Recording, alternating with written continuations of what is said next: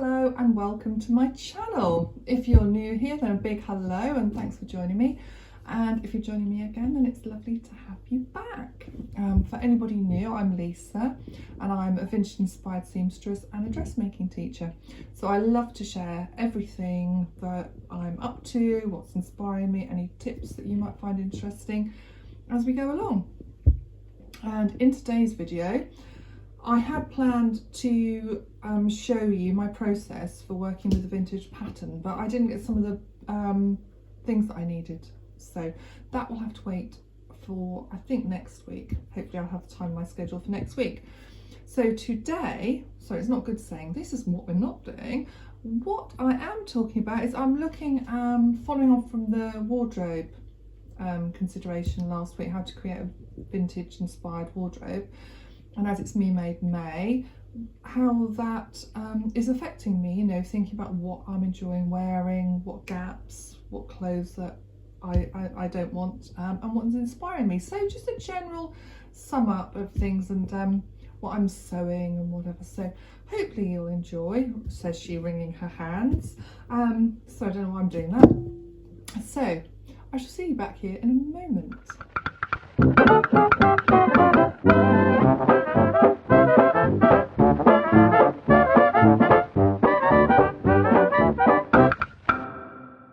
Before I get started and talk about everything else, I need to talk to you about this dress. Now, when I watch Mrs Maisel, I mean, a lot of what I'm going to be talking about in this video is about how I get overwhelmed with things and just so many ideas and inspiration and things. There's just so much out there and we only got so much time. I remember when I was a small child, I used to get a bit freaked out thinking there are so many books in the whole world and I'm never going to get to read them all. I just won't have the time in my life. And sewing and ideas is a bit like that too. It's a bit silly really, but there we go. But so when I watch Mrs Maisel and I look through the source books, my Mrs Maisel kind of annual, yeah, I don't know where to start because there's so much going on. But one episode, this dress, which I have done my own copy of, what's her name called? Imogen. Yeah, I always think it just sounds really like their little girls still at nursery school and she calls it Imogen. But her friend Imogen's typing right at the table for her dad Abe, and Midge comes in the room and she's wearing this dress. And I absolutely loved it. And I knew that I'd already worked on a dress with this high square neckline from the vintage pattern I've shown you before. So I'll just pop another picture up in my lovely floral blues with magenta. So I knew I'd got the bodice. I didn't want to do the exact sleeves because, you know, I like my own sleeves. So I'll talk about that with you in a minute. I'm going to show you the dress in a video. So yeah, I made the dress because I got the fabric at the Stitch show, the Stitch Festival in London from Emporia, sounds like Emporium, Emporia Patterns. I'll put the link up, Emporia Patterns, and links will all be down below as well, you know, when you click a bit below. So I got this from Emporia Patterns. They very generously put a little bit extra in, which is so kind of them. And so I knew I'd got this exactly for my dress. Now in the original photo, she's got a blue belt and I have got a blue belt. It's just today that I wanted to accessorise it with red because I like red and green, but I like blue and green and all sorts. So I'll just walk you through this dress in my next little video and then we'll get on with all the other business of the day. So I thought you might like to see my Mrs Maisel inspired dress. Excuse the squeaking, I'm standing on a floorboard that squeaks. So yeah, in this glorious green gingham. So I saw the dress on Mrs Maisel with the, you know, the gingham squares cut on the bias so that they go across this way and then the skirt going this way, which I absolutely loved. Now I do have the blue belt. Yes, I've got a blue belt, so I could absolutely get that look, but today I really wanted my red. I could have put a red brooch up here, but I love this vintage 50s brooch. So I've put in my own little cap sleeves, which I really love. Sleeves that end here, I don't know, they just look so frumpy on me. I do like this shape sleeve, and it's a little bit puffy gathered at the top. Square necklines, this is from a vintage pattern on the bias, and then a self-drafted box pleat skirt, which I will show one week how to do.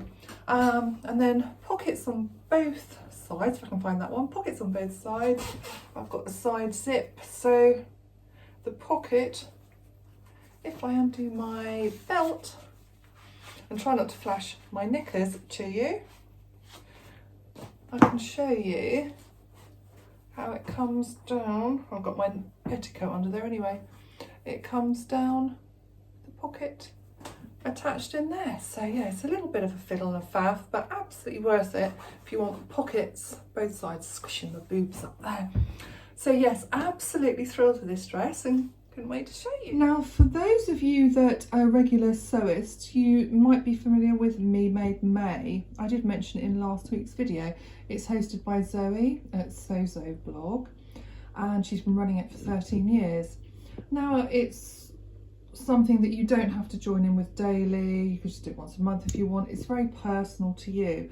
I've done it for 7 years because I just enjoy the sharing for 1 month of the year, making sure I take an outfit photo daily, which I do find a bit of a faff at times, because sometimes, you know, if I'm working from home, I'll be in my dressing gown all day so I can do fitting and I'm comfortable. I tend to just really get dressed when I'm leaving the house. So, and sometimes when you're out, and I say to people, can you take a photo of me? Or you know, they get a bit annoyed, or they say I fidget too much, or I just forget because I'm having fun. So yeah, one, it's a note to self to have to make that photo every day. It's lovely to have that record. It's lovely to have a visual, I can't think of the word I want, you know, like a reference point, you know, daily, of how you've worn your clothes through a month. And obviously with May it could be cold and warm at different times, so you'll see the seasonal change. But it's lovely to see how some things get worn more than others. And then you get to see how other people work their wardrobes, and then you can set those other things with your challenge. And there was nothing particular I wanted to change for my challenge this year, because I do wear Me Made every day. You know, I'm fortunate in the position that I've sewn for so many years now, that I have a fully Me Made wardrobe that I love, you know, and I do put in the odd piece that might be a cardigan. But yeah, other than that, it's only cardigans that go in as ready to wear, and the odd coat. And obviously shoes. I don't make my shoes. Unfortunately, I'd love to be able to make all the fabulous shoes I want. So yes, I wear Me Made every day, which is an absolute joy in itself, because you wear what you want once you've decided what your style is, what you enjoy wearing, and it's comfy and it fits. So it's a glorious thing to wear Me Made every day. But I've put the challenge so that I'm going to really consider, again, I have done this in other years, consider really thoughtfully what the gaps are in my wardrobe, you know, in terms of what do I want to be sewing. And I don't mean in a greedy way, I'll get back to that in a moment. So what do I want to be sewing? You know, what things am I lacking? What pieces am I not enjoying wearing, you know, that I just don't reach for, even though they're appropriate to this season? And you know, what things could be mended, or, you know, and if I don't like them, would I give them away to somebody else or sell them, whatever. So it's about making choices and decisions, and, you know, having maybe a bit more fun, you know, thinking about the way I'm putting my clothes together, rather than just get up and just quickly chuck on a pair of jeans and a cardigan and off I go. But I obviously would put something over the bra rather than just the cardigan. Anyway, so that's how I'm working Me Made May this year. So yeah, I'll just show you a few pictures of some of my posts, because I'm also doing the Vintage Fashion Challenge along. I did forget one of the days, but I'm not going to do that as originally. I'll just dip in and out with the Vintage Fashion Challenge. But it's just lovely to be able to connect with lots of other people across Instagram as well, and see their beautiful photos too. There's just so many people out there that sometimes I find it a bit overwhelming, and that's why I always feel so totally honoured that people have time to stop by and visit me on Instagram or here and leave a comment, because we're all so busy in our lives, you know, with things, and there's so many demands through social media places that we could be stopping and having a look. So it's always really, really lovely, and it means a lot. It probably sounds a bit sort of trial and doesn't sound too genuine, but I mean it really genuinely. You know, it really is lovely when you stop by. Now, my last point I want to make on Me Made May before I move on to what are going to be some of my new sewing projects, what's inspiring me, that sort of thing, and what I've made, is I've been thinking for a long while, and I suppose it comes back to the word overwhelm that I've just used, is that I feel sometimes a bit overwhelmed with you know, all the fabric choices out there. I see so many fabrics that are beautiful, and it's so easy to say, you know, if you have got the money, I'll have that and I'll have that and have that. But that's just greedy, because you just don't need all this stuff. This is how I feel personally. I relate this to everything. You know, I've never been a materialistic person. I've always tried to think, do I actually need it? I know I really like it, but is this just because I like it and I want it? Or am I going to use it and appreciate it? You know, and then obviously thinking about, can you afford it and whatever. You know, and have I already got something like that? And I try to be really considered in my spending. And sometimes, you know, with fabric, if they're really special pieces that, you know, there isn't any more of that left, you just love it so much, or it's vintage fabric, and with vintage fabric, you know, if I've got the money, I'm going to buy it, because that is one-off, that you're not going to see that again. So yeah, I try and apply those rules to my spending. So with fabric, try and be really good. And at the moment I'm feeling a bit overwhelmed, because I went to the Stitch Festival, which was a one-off, going to that. It's once a year, it hasn't been on for a while, you know, a few years. I'd never been before, so you know, it was really lovely to actually visit these people and handle cloth that you can only see online. So, you know, I bought more pieces in one hit than I normally would have done. So I'm slowly working my way through those lovely fabrics, and it's a joy to have them there. And then there's a few more bits that I've got coming, and I was going to show you today, but it's still not arrived. I've got a parcel coming from Lush Cloth with some beautiful, beautiful fabrics. I've got some fabric coming from Fabric Godmother, because I represent them as a fabric ambassador, so I'll make that up. So that is absolutely gorgeous, the fabric that I've got coming. It's not my first choice, which was a green, because unfortunately that's not available at the moment, so it'd be a bit of weight on it. So it's something totally different that I thought would be a really nice change. And then I've got some fabric coming from Rainbow Fabric Kilburn, so that I'm really going to hold back now for quite a while. You know, I've got more than enough to be getting on with. It's the element of feeling greedy that's I'm not liking. It's just not me. But it also comes back into thinking about your wardrobe. It's that tricky balance between sewing is not only the way that I earn my money, because I teach other people to sew, and I love to guide them and support them and inspire them, you know, sharing my knowledge to help them on their journey with sewing. But it's also my creative outlet. It's my happy. It's what I want to be doing. I'm either knitting or making felt brooches or sewing. I love decorating, baking, you know, creating the house, the garden. They're all part of my creative outlets, but sewing takes up the most time. And I've thought about this a lot over, you know, the years I've been sewing, and I sew, yes, because I get to wear the garment, but I do sew for other people as well, you know, my family, my loved ones, and sometimes I take commissions on. I've taken on a few commissions recently. I don't enjoy those so much, because, you know, you've got to work at a quicker speed, sewing something you necessarily don't like, but that's what the client wants. So yeah, I've taken a few of those on at the moment, but for me, the sewing is about the construction, you know, it's about the design decisions, you're looking for all the inspiration, putting together the type of look you want, finding the pattern pieces or altering them or drafting the pattern pieces to create the look you want, and then all the construction techniques and the process of sewing. I absolutely love it. So if I didn't have fabric, I wouldn't be able to do the thing that I really love doing. So it's not driven by this need to have all of these clothes. And the reality is I haven't got the space to store all these clothes. I haven't got a wardrobe. In my last house I had a walk-in wardrobe. Now I've just got a really small closet, a hanging rail, and some drawers. So I have to sort of put the seasonal clothes away, and they'll go in bags under the bed, and then they get switched around when the seasons change. And sometimes I have to cull my wardrobe more than I'd like to, just to have room to put things in. So I have to be really honest. Am I going to wear this? Do I not like it? And if it's something that I don't like, but I like the fabric, I will reuse the zip, and I will take the fabric apart to use something else.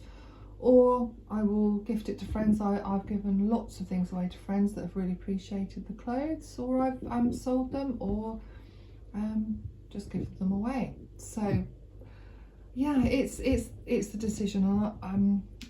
So whilst I know I've got gaps in my wardrobe of things that I want, I'm trying to be very considered about what I want, and I do know I need some more jeans. I wear jeans a lot, so they're in rotation, going in the wash, and they wear out, you know, and they need a lot of patching up and mending. So trousers and jeans I always need. I'm making myself the red springtime jacket, and it's a lot of tops that I'm missing, you know, tops that are suitable all year round, you know, like blouses and things. So I do try to think of my wardrobe as mainly being interchangeable, so that yeah, I can wear it layered up and whatever. Sorry, I just had a thought there, that's why I looked wistfully off into the distance. So as you can see on here, I've got one of my favourite patterns for blouses is the Richmond blouse from Till the Sun Goes Down. It's got to have buttons and be hemmed, so that just goes fabulously with jeans and underneath pinafore dresses. And I've talked about the smooth sailing blouse, which is another one of my favourites. But I've got some other blouses I wanted to show you, which are things that I'm working on at the moment. Now, I don't always want to make exactly the same shape blouse, and I've got I think about 4 different blouses, maybe 5, because I've got the Gertie Rita blouse, the Wearing History smooth sailing, I've got the Richmond blouse here, and then I've got the Jiffy Patio, which is like the Reva collar. So I get a lot of wear out of those blouses, really like them. And the patio dress blouse is actually a dress bodice, so it's a bodice that I've lengthened. So I thought you might want me to show you how I lengthen and shorten blouses to either like the Gertie Rita blouse to turn it into a bodice for a dress, or dress bodice to make it into a blouse. That might be something you'd be interested in the future. I thought, no, I want the Reva collar. Now with that, I thought I'm not going to use the Jiffy one that I've already drafted up into a blouse. I want to actually use a new one. So I've got a choice of 2. I've got this pattern, and it's the Trixie top stitch blouse, which is really beautiful. That's from Subversive Femme on Etsy, and that's Bex the Femme, who's on Instagram. So I absolutely love this blouse. But I started some work on it, and I've got to do some redrafting for full bust and moving the bust apex down, that type of thing, you know, the dart down. So I don't know, I just didn't fancy that one at the moment, even though it's really beautiful. So I will save that one for another day. This is the one that I chose to work on, this one here. So it's Butterick 5580, lovely vintage one. And it's got a very similar shawl collar here to the Richmond blouse, but it's the Reva collar here that I've chosen. And the illustration at the bottom always give you that confusing image, because how it's laid out, you know, like a life jacket type of thing. And there are some 40s and 50s blouses that go over you like that, and then the ties that come round and ties. This blouse isn't like that, it's just that the pattern illustration is shown laid out flat. But at first I thought it was that type of a blouse, but the sides are sewn up, you know, and you've got either the choice of a popper, button or zip at the side. So that's the pattern that I'm going to draft up, because it's a 34-inch bust, which gives you a 28-inch waist on this one, which is far too small for me, because I need the 32-inch waist, which is taking it from size 16 up to a 20. And I need, for the high bust, I need the 18 at 35, 36, and then I would have to do a full bust adjustment. So I've got some work to do on this blouse, so I want to film that for you, because I'll be tracing off the pattern. I always like to do that with the vintage pattern, so I can put all the markings on, and then I need to grade it up, so there's lots of maths to do, and I'll show you how I do all that, and yeah, we'll make that blouse. So that will be really exciting. So that's what I've chosen with that one. And my other bit of inspiration, this is just such a lot, I haven't even gone through all of this. I had this book, this one here, I had this in my saved basket, you know, from that online store that I always feel bad buying from, but yeah, it saves me money so that I can buy more books, which just seemed bad. Should really go. I do go to proper bookshops whenever I can, but sometimes. So I got this beautiful, beautiful book because Tara Dainton showed it on her, what was her YouTube video? I can't remember, she was showing it somewhere anyway. And I thought, yeah, once she showed inside, I thought it might be in my basket. Now I've had a good look inside, I definitely want this book. I mean, it's huge. I think it's £14. You know, you think £14, you get a tiny book. It's absolutely huge. And it's just incredible. So I will show you some of the illustrations through this book, because honestly, the artistry, and I've only dipped in because there's so much, yeah, it's kind of just like blowing my mind, you know, about all the details and the ideas. And then my head starts whirring off like, oh, I can make that, I can make that, and oh, that's really like in that film, and that's sort of like that, and that reminds me of this pattern, and oh yeah. So it's sometimes not too good to be flooded with ideas and inspiration, but I absolutely adore the illustrations in this book. It's just swoon worthy. There's just too much detail to take in. This style reminds me of my best friend at art college. She became a very, very famous fashion illustrator. So it's lovely watching what he does. I mean, just look at the shoes, the dress, the details. There's obviously lots of designers in here. Those swishy, swishy ladies looking very foxy there. Just beautiful artwork. And back to that, I think it's a French designer. And then you've got photos of stars, real women, advertising. It's just an absolute delight.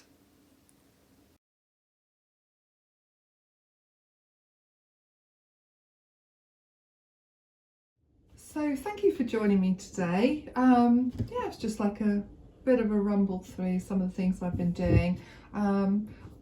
I couldn't really show you something I've been sewing because it was pattern testing, so that's kind of secret squirrels at the moment till the pattern's released, but something I really enjoyed making that's very 40s inspired in the most lush fabrics. I can give you a little sneak photo, but other than that, can't say anymore. Yeah, so it's just been very nice catching up with you, and I shall see you next week for some sewing related fun with this vintage blouse pattern. That one. So thank you, and if you want to follow, you know, not miss my videos, please hit the subscribe button.